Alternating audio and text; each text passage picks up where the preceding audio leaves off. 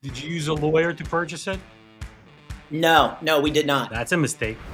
You have to have an accountant, an insurance agent, and a lawyer. Nobody calls a lawyer or a doctor to say that everything's fine.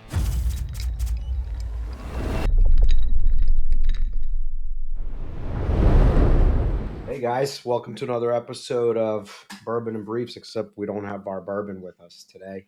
But we do have an interesting guest with us. We have Ryan Wagner, who's a business owner, a martial artist, and actually a combination of both. He's recently moved into a new location, his martial arts school in Bensalem. Ryan, welcome to the show, and would you like to introduce yourself? Tell us a little bit about yourself. Absolutely. First of all, thank you guys for having me on. And so my name's Ryan Wagner. I started martial arts training as a child in 1994 when I was 7 and fell in love with it.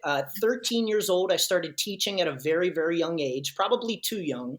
Um, I cared a lot. I learned a lot. And then I started managing the floor for my teacher when I was 16-ish years old. I knew I wanted to train under my instructor and learn how to, learn the business operations of a martial arts school directly from him.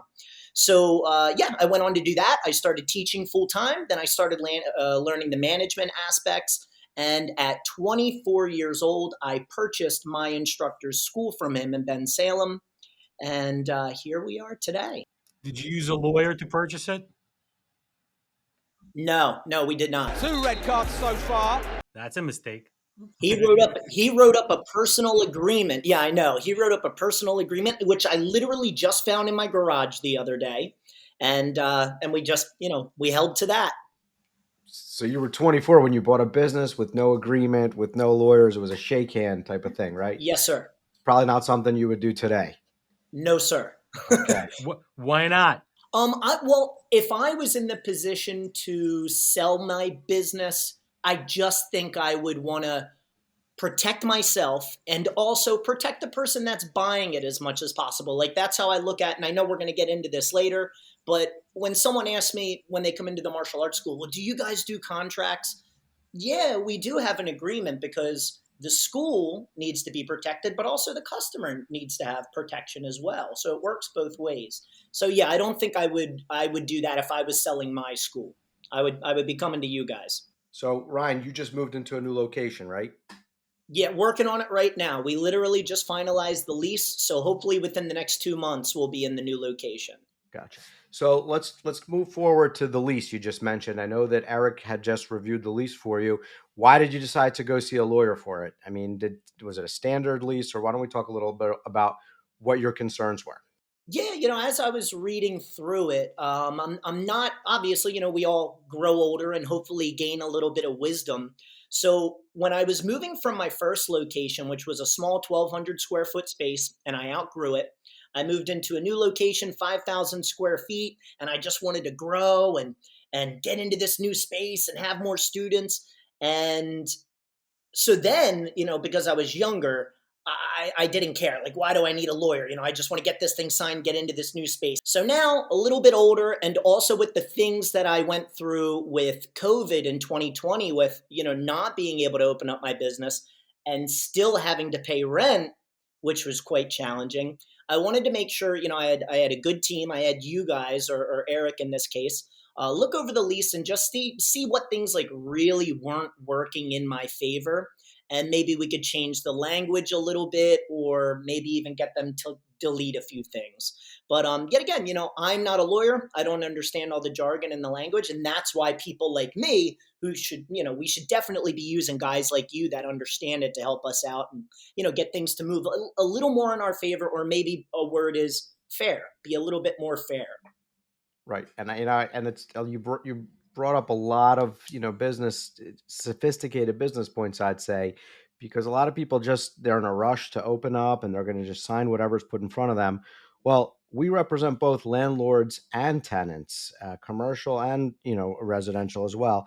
But in those cases, we have to put two different hats on, because when we're representing the landlord, we're looking out for the interests of the landlord.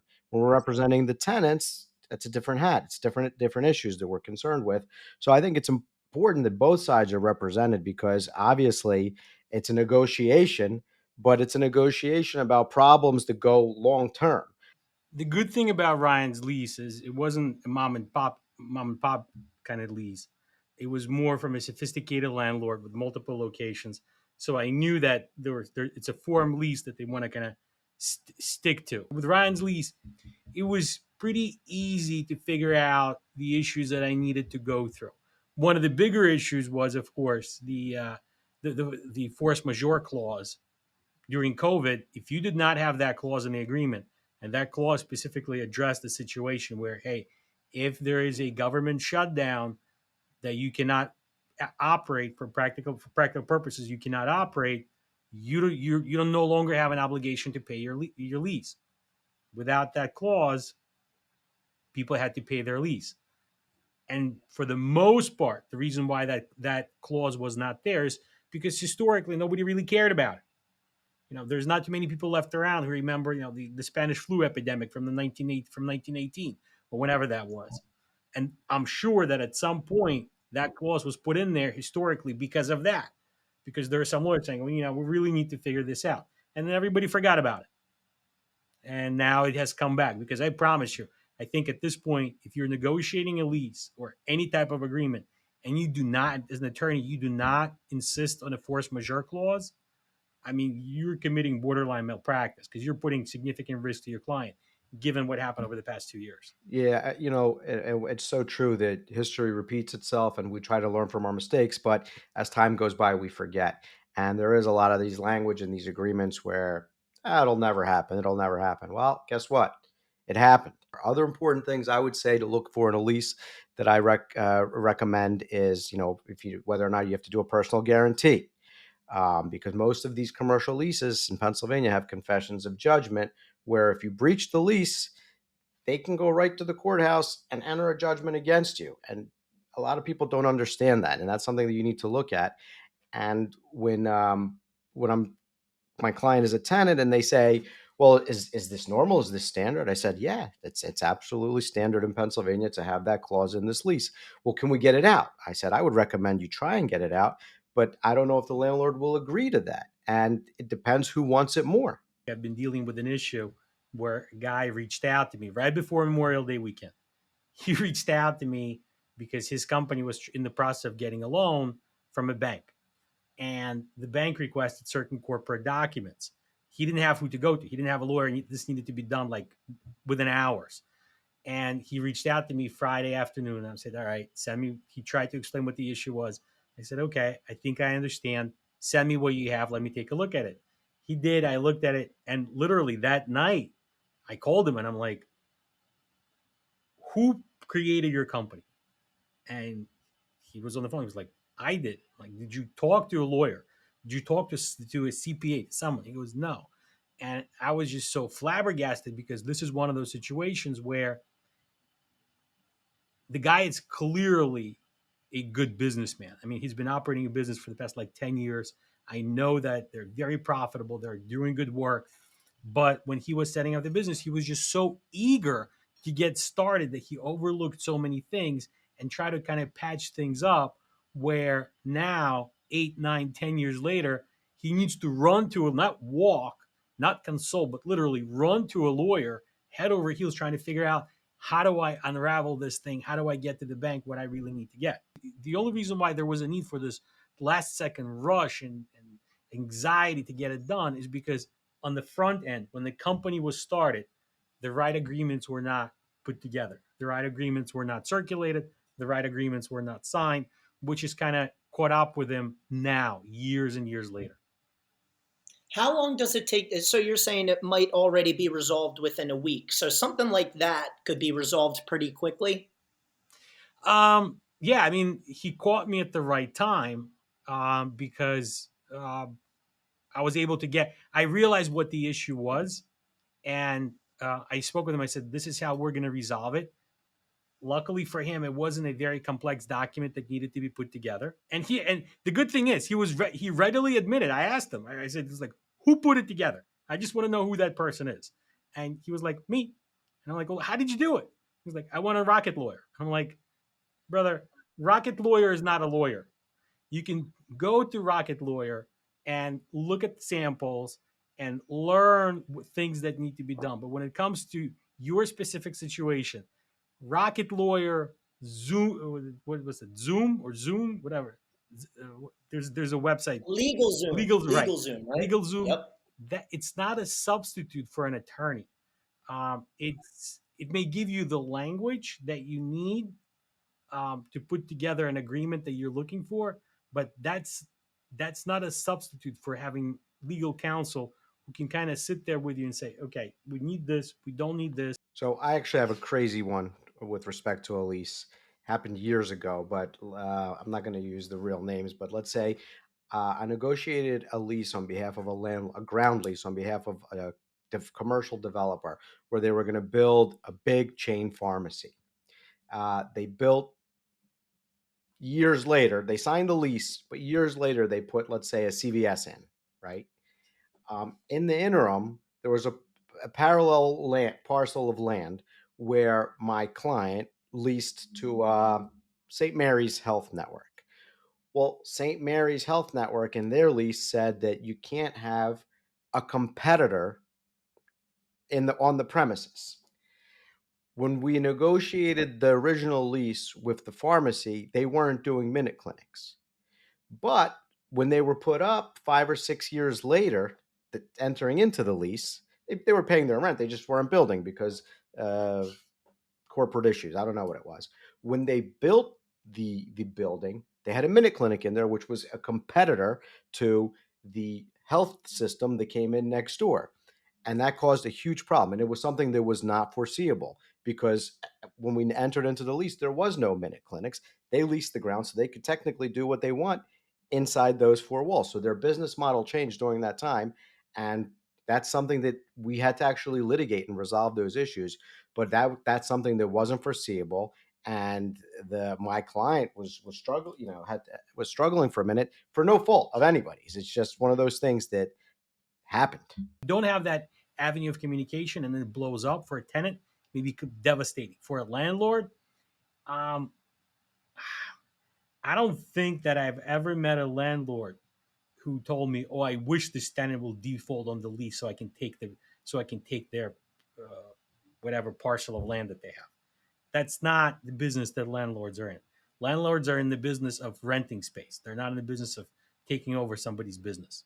So I think it's important, the client communication, and just like with your example, Ryan, you came to us to review a lease. We reviewed a lease, but then you're our client. So now we're going to go to the next step and say, well, wait a second, you're going to have a school, so you're going to need contracts with your students.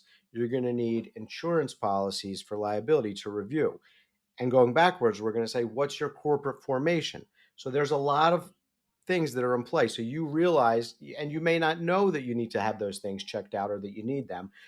You came to us with a lease, but once you come to us with a lease, that's when we start saying, okay, well, do you have these other bases covered?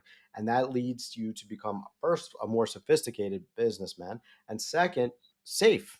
So, for instance, you have students. What do you have? Monthly or annual contracts?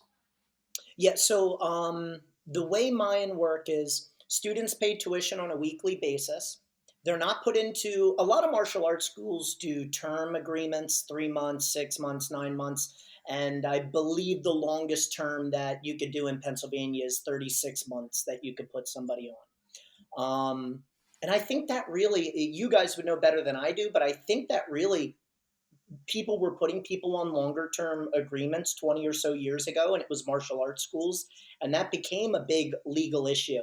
I just have people give me a 30-day notice to cancel, so I don't put anybody on 3 months, 6 months, or 9 months. And that's fair, and that's a great business model. First of all, you're confident in your business, and it takes a lot of the pressure off of the student. Because I remember, like I mentioned, I worked for a company where they were doing the martial arts collections, and this was years ago, probably 20 years ago, and they were doing these long-term agreements, and then they would go after the students who just either weren't interested anymore or decided to go into something else. And it was a lot of money. It would add up, and then they would try and go after them from a collections perspective. So yeah, but that's fine. That's a business decision that you make, and you're well aware of it because you've been doing this for a long time. But that's something that we would look into for our business clients. And then what about your insurance for liability? What are some of the issues you have there? Well, I mean, what do you mean by some of the issues? Well, let's think about it. You have students who are coming in, you're doing a lot Yep. of physical training. They could Yes. get injured, Yep. right? Okay. Okay. I So, understand the question better now. So, we're not a facility. I mainly work with children. We do have a teen and adult program. The adult program is a very, very, very small percentage nowadays for karate. So I don't have, your elliptical machines and treadmills and all that stuff. So there's no major sorts of equipment where people could easily get injured on. It's mainly people just training with their own, physical body. so here's another scenario for you. What if a parent comes to pick up their child and there was something laying in the middle of the dojo or the studio, they slip, fall, and hurt themselves? That's another form of liability where you would need to have insurance coverage, the appropriate insurance coverage to protect you. And that's, I mean, right now is the perfect time too, because as I'm getting ready to move into this new location, obviously you have to have your insurance all reset for that new location to cover that. So it'd be a great idea to have you guys analyze that. Regardless whether it's commercial tenants or residential tenants, you always want to have insurance. As a landlord, you want it because it protects you. As a tenant, you also want it because it protects you as well. And a lot of people, when they get sued and they get that letter from a lawyer saying, "Hey, somebody slipped in, they injured themselves on your property or whatever it was," their first reaction is they're calling our office. Like, "Hey, I got this letter. Just this week, this gentleman came in and he showed me. He's like, look," and he brought me a copy of the complaint that was filed against him that was served on him. And I looked at him like, "You have insurance?" He was, "Yeah." I'm like, "Well, perfect. You don't need me." I've seen sophisticated businessmen forget to get insurance or not get it, thinking, "Oh, it's not going to happen to me." That's the general thought process of most human beings. It's okay. I'll do it tomorrow. I'll do it tomorrow. It's not going to happen to me. I just realized this. One of the two most common things that I ask when people come to us with respect to either opening up a business or their business is operating and they're having an issue, I usually ask them, "Do you have insurance?" And I ask them, "Do you have an accountant?" Those are the two things. I think that if you're opening up a small business, you have to have an accountant, an insurance agent, and a lawyer. And you have to have communication channels with all three because you want to make sure that from the outset you're set up the right way. Yeah, we always bring in, like Eric said from the beginning, and I love to represent small business owners because I like to see them succeed. I would say probably 90% of our clients who came to us when they were just starting their business remain our clients throughout the life of that company until they either sell or move on. And what's one of the most rewarding things to see is them flourish, to see how they mature as a businessman and how they just do well.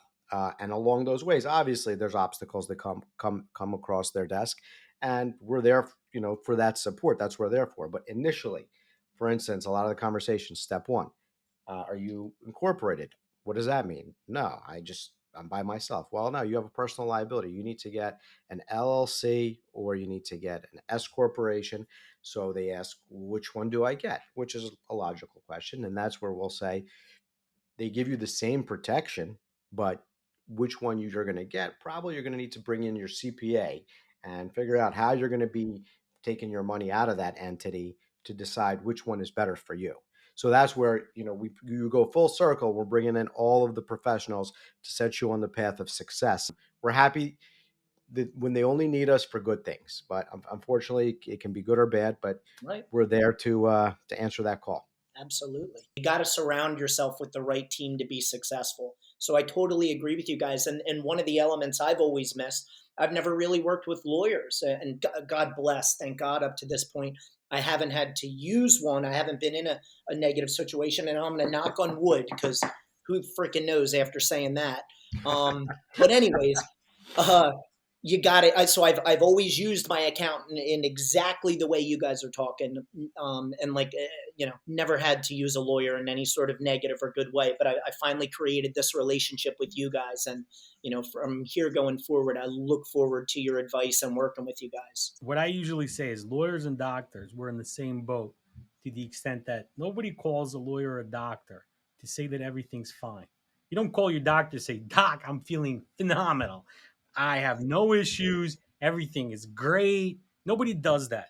The doctor knows when they get a call that something somewhere is not right. And the same thing with lawyers. When I get a call from a client, they don't call me because everything is great.